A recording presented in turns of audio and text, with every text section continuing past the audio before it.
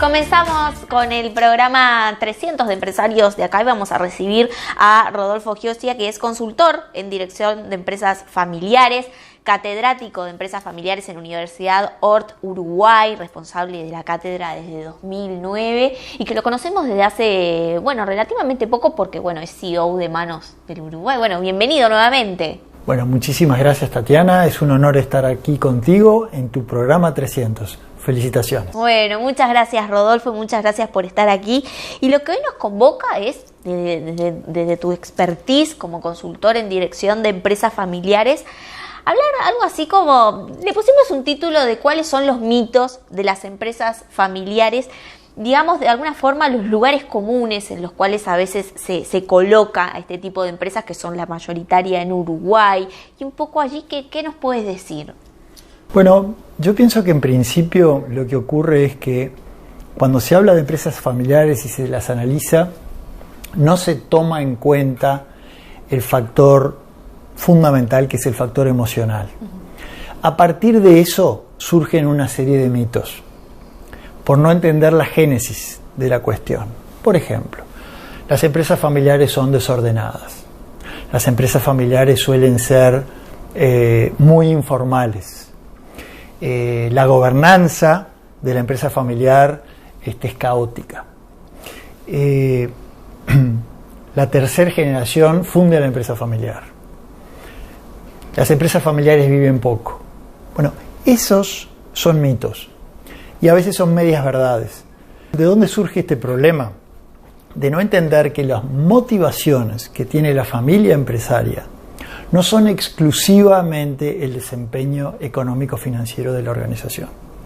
Hay otros factores que tienen que ver con formar parte, con el orgullo de formar parte de la familia y de la empresa, el pensamiento a largo plazo, el legado que reciben de los abuelos. Eso hace que se tomen muchas veces decisiones donde el factor familiar tiene un peso muy importante. Entonces, eso hace que cuando las analizamos y las comparamos con empresas no familiares, nos llama la atención que la gobernanza sea tanto más informal. Pero si nos ponemos a pensar que hay empresas de 30, 40, 50, 100 años que son líderes en el mercado, algo bueno tienen que haber hecho. Entonces, que tengan un sistema diferente, más ad hoc, y que no se adapte tanto a la academia, no quiere decir que no tengan gobernanza. De todas maneras, son desafíos que ahora los vamos a hablar, hay que encauzar. ¿Y cuándo es que ese sistema o esa forma de hacer puede generar problemas? Digamos que las empresas familiares se encuentran en determinado momento con dilemas y problemas importantes. Uno de los principales es la sucesión. La sucesión en la gestión, la sucesión en la propiedad. Es decir, cuando hay un recambio generacional, hay una crisis. Entonces, si esa crisis la manejamos como un evento, si esa transición se maneja como un evento, tenemos un problema. Si lo manejamos como un proceso, lo podemos encauzar mucho mejor. Pero ahí se da un quiebre muy importante, cuando pasa del fundador a la siguiente generación, que tal vez sean 2 hijos, 3 hijos, 4 hijos. Entonces, obviamente, la complejidad del sistema familiar es mucho mayor y lo que servía cuando había un solo líder ya no sirve. Claro. Y allí es interesante, ¿no? Porque seguramente que tú lo has observado por tu expertise, de que muchas veces se da por sentado, ¿no? Que desde el fundador pasa determinado hijo o si lo manejan así, lo pregunto. Y a veces, ¿qué pasa cuando no es la decisión indicada? O sea, realmente se evalúa, si efectivamente hay expertise o hay capacidad de gestión entrenada para poder continuar la empresa, porque allí hay un problema ya de primera mano, seguramente. Claro, hay una cuestión que es el deseo muchas veces de el fundador o la fundadora de la empresa de que continúen sus hijos con el negocio.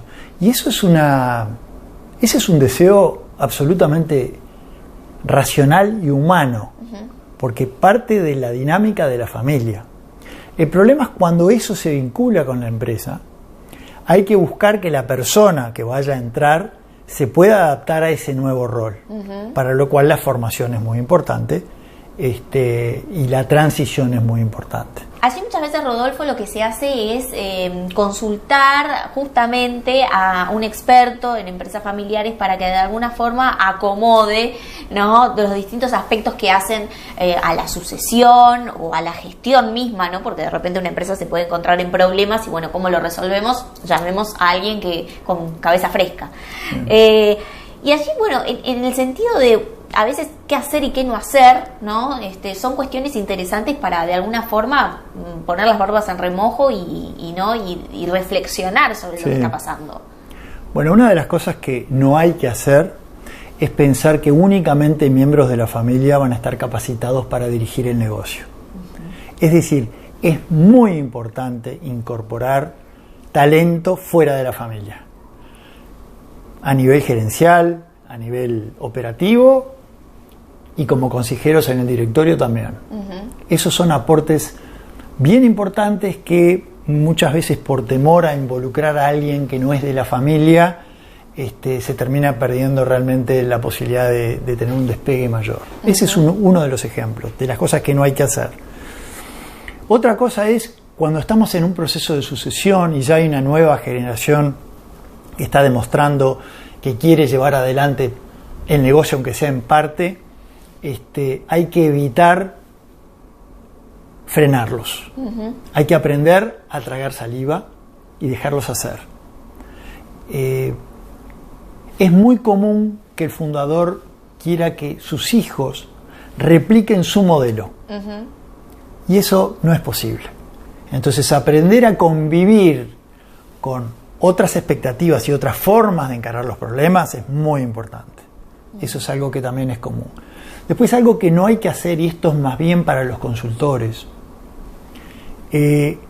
no se puede pensar en una empresa familiar y que los problemas de la empresa familiar se vayan a resolver purgando a la empresa de todas las cuestiones familiares, esterilizando al sistema empresa familiar de todos los aspectos que tienen que ver con la familia y las emociones.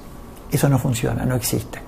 Es no entender que es un todo y cómo gestionar esa complejidad lo que nos permite tener éxito en la continuidad de la empresa familiar. Así, los qué no hacer y qué hacer para cuando una empresa o está en problemas de gestión o quiere tomar una sucesión, es interesante saber, bueno, qué opciones hay.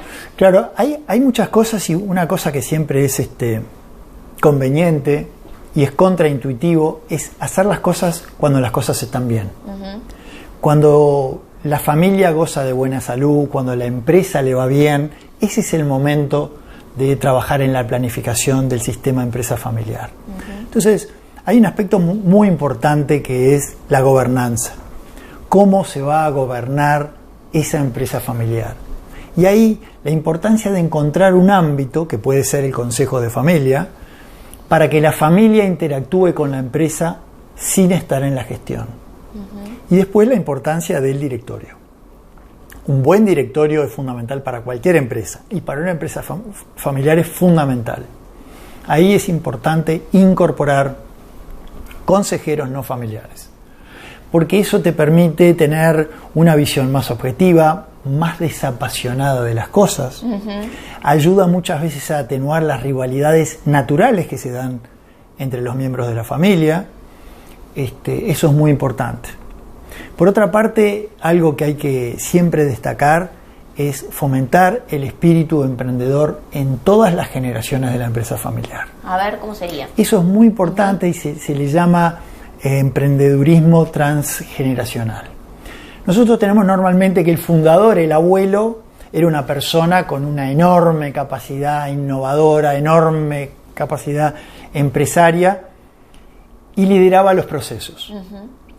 Una organización no puede seguir 3 generaciones con eso. Tiene que haber una reinvención, tiene que haber, y esto lo generan los jóvenes, porque son jóvenes, y capacitados y preparados. Siempre tiene que haber un recambio estratégico, tiene que haber un pensar en hitos que hagan que la empresa siga innovando para mantenerse relevante. Eso es muy importante. Muchas veces es difícil poder plantear ideas, ¿no? Tener como ese lugar de innovar, ¿no? Entonces ahí es como, bueno, un trabajo justamente de gestión para mejorar. Ese es un desafío muy importante y tiene que ver con el recambio generacional y con los lógicos temores que tiene la generación mayor de los chicos con nuevas ideas, ¿no? Entonces eso hay que gestionarlo bien. Y los chicos tienen que demostrar, o me refiero a los chicos, es la generación joven, tiene que demostrar primero que puede trabajar en conjunto, tiene que aprender a negociar mucho más porque suelen ser más. Y acá hay algo importante que es la fortaleza de la empresa familiar está relacionada a aspectos que se le llaman riqueza socioemocional, que es el motivo de orgullo de formar parte del proyecto. Y ahí los jóvenes son muy importantes. Los jóvenes no pueden estar pensando que ellos únicamente van a continuar con el legado de sus abuelos sin poder incorporar cosas. Ellos tienen que formar parte del relato, porque eso genera mucho más compromiso. Claro. Entonces eso ayuda a pensar qué bueno lo que tenemos, qué bueno lo que hicieron y lo que estamos haciendo, y también cuando llegue el momento ceder la batuta para los que vengan, que también puedan seguir aportando. Eso es muy importante. Allí no menor es consultarte, y que forma parte también de la génesis de las empresas familiares, es el espíritu emprendedor del que tú bien mencionabas. ¿Cómo observas allí, digamos? Porque yo observo que muchas veces, y en la mayoría de los casos, quienes vienen de una familia de emprendedores, de empresarios, son quienes tienen más facultades, ¿no? Disciplina, y asumen riesgos para hacer o crear otros emprendimientos. No sé cómo tú lo ves, bueno, que sos experto en estos temas, y qué de allí se puede tomar para quienes de repente no tienen ese ámbito, pero quizás puedan desarrollarlo. No sé cómo tú lo ves. A ver, en la humanidad siempre hubo y va a haber personas con espíritu emprendedor. No tienen que hacer un curso para eso. Uno lo ve en la vida cotidiana de las personas. Hay quienes pueden gestionar eso y digamos, enfocar sus esfuerzos en generar un proyecto económico. Tiene mucho que ver con la pasión, con que les gusta lo que están haciendo y lo ven como una creación, como un hijo. Lo ven como una creación, algo que los va a trascender. Entonces, eso se fomenta naturalmente dando a las generaciones jóvenes, dando la oportunidad de generar sus propios proyectos. Pero también acá hay que entender que no todas las personas tienen ese espíritu emprendedor. Y no es un problema. El problema es que la organización siempre tenga gente que tiene ese espíritu emprendedor. No quiere decir que toda la familia lo tenga que tener. Y a veces son personas de fuera de la familia que enfocan sus esfuerzos en una empresa familiar y la hacen despegar desde ese punto de vista. Bien, qué interesante, ¿no? Y allí preguntarte un poco tu visión, ¿no? Finalmente, de cómo observas este ecosistema de empresas familiares en Uruguay, ¿no? Que ya, digo, muchas de renombre, muchas de apellido, claro, ¿no? Pero que sus nombres son los apellidos. ¿Cómo encuentras que hoy ya las generaciones quizás ya están en terceras, cuartas, en algunos casos? ¿Cómo entiendes que están manejando esa continuidad? A ver, yo creo que una de las cosas... En la Universidad Orte, desde la cátedra, hemos analizado cientos de empresas familiares. Y a nivel de la práctica, unas cuantas también. Son más las cosas que tienen en común con empresas familiares de otros países de Occidente que las diferencias. La diferencia más grande viene por el lado de la escala y del tamaño. No es lo mismo una empresa mediana en un país de 3 millones de personas que uno en un país de 80 millones de personas. Pero lo que estoy viendo, lo que se está viendo, es que cada vez más las generaciones jóvenes están más preparadas, porque hay formación académica, porque hay seminarios, porque hay más material para entender y explicar. Ahora, yo creo que hay un desafío muy importante que va muy por encima de lo que es la formación académica, de lo que es la consultoría y de lo que es estar preparados para liderar un negocio, que es poder manejar bien el conflicto que se da entre los intereses de la familia y los de la empresa. A veces están muy contrapuestos y eso genera conflictos importantes. Uno lo ve en empresarios de extremada capacidad de generar negocios sumamente exitosos en todas partes del mundo, que cuando se enfrentan a tener que elegir entre hijos, elegir algo que pueda afectar a la familia, quedan muy afectados y tienen muchísimas dificultades, porque es algo que quieren mucho. Claro. Entonces no les pasaría si no se tratara de familiares. Entonces eso es algo que se sigue dando en las distintas generaciones y se sigue dando en los distintos países, cuando se genera un conflicto importante entre lo que yo como empresario padre quiero hacer y lo que es mejor para la empresa. ¿Sí?